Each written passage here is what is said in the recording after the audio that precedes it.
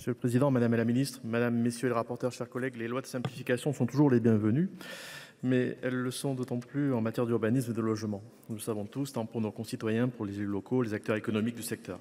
C'est pourquoi nous pouvons ici saluer l'examen de ce texte et je tiens d'emblée à féliciter les rapporteurs, la sénatrice Sylviane Noël, le rapporteur Guilain Cambier, vieux camarade, et pour leur excellent travail, et évidemment notre collègue Marc-Philippe Daubresse pour la commission des lois saisie pour avis, dont je salue les mots toujours aussi forts.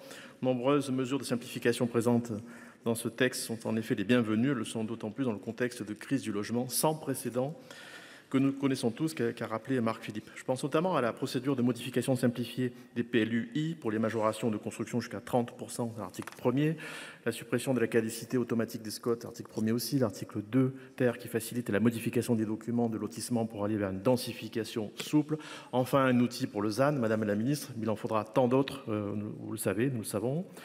Les nombreuses dérogations que liste ce texte vont aussi faciliter la vie des élus et des acteurs économiques, je disais, nous ne pouvons que nous en réjouir, c'est notamment le cas aussi de l'article 2 avec les possibilités de dérogation au cas par cas des règles des PLUI relatives aux destinations. La délivrance et le permis d'aménager multisites, l'article 3, va aussi dans le bon sens, dans la mesure où elle facilitera encore un peu plus la délivrance et l'autorisation d'urbanisme. Ce texte aussi nous permet de nous défaire de certains écueils de surtransposition, comme pour ce qui concerne les obligations de solarisation des bâtiments, qui seront désormais strictement calquées sur le droit européen. Nous devons collectivement poursuivre dans cette voie de simplification en matière d'urbanisme, tant pour faciliter la vie des élus locaux que pour sortir de la crise du logement que nous connaissons donc. Leur apporter plus de sécurité juridique apparaît urgent en matière d'autorisation de sursis à statuer, par exemple, de changement d'usage des logements, de réduction des obligations de stationnement ou encore pour ce qui est de la durée de validité des autorisations d'urbanisme. C'est pour cela que j'ai aussi proposé l'instauration d'une présomption d'urgence lorsqu'un référé suspension est engagé contre un refus d'autorisation d'urbanisme, ainsi que la possibilité pour le juge de sanctionner les recours abusifs.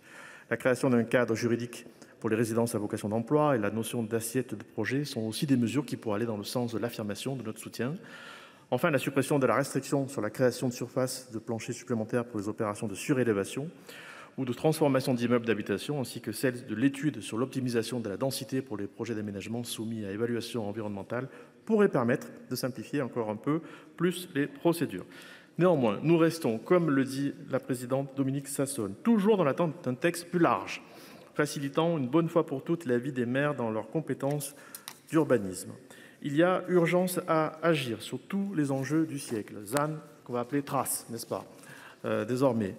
L'eau, l'air, le sol vivant, les sujets démographiques, tous les sujets liés au changement climatique, je ne vais pas tous les citer, ce qui me fait dire que les documents de planification pullulent pour un coût financier et humain important et une efficacité relative. Et le temps est venu, nous le pensons tous, de revoir notre modèle. Un triple constat peut être dressé, à savoir le temps de l'élaboration n'est plus en adéquation avec l'urgence d'aménager le territoire autrement. La planification des territoires est encore pensée en silo, cela a été dit par des collègues, et la généralisation des PLUI a mis en lumière certaines limites.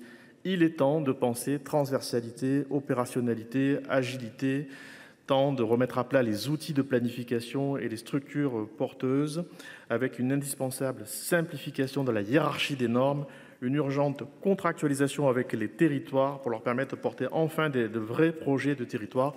Nous allons nous y pencher dans une commission de suivi qui va reprendre son cours, cher Guilain. Forme donc le vœu demain une grande loi logement, urbanisme, simplification pourrait voir le jour. Cela paraît être la seule issue si nous espérons à un moment combattre la crise du logement qui nous frappe. Le temps est venu, il faudra le faire collectivement en associant tout le monde. Nous savons, Madame la Ministre, pouvoir compter sur vous. Frankenstein a été cité, je citerai pour ma part le cas du docteur, l'étrange cas du docteur Jekyll et Mr Hyde. Parfois, c'est le mauvais côté de l'État qui l'emporte, mais on sait qu'on peut compter sur vous pour que le bon côté l'emporte, Madame la Ministre. Merci. Merci, chers collègues.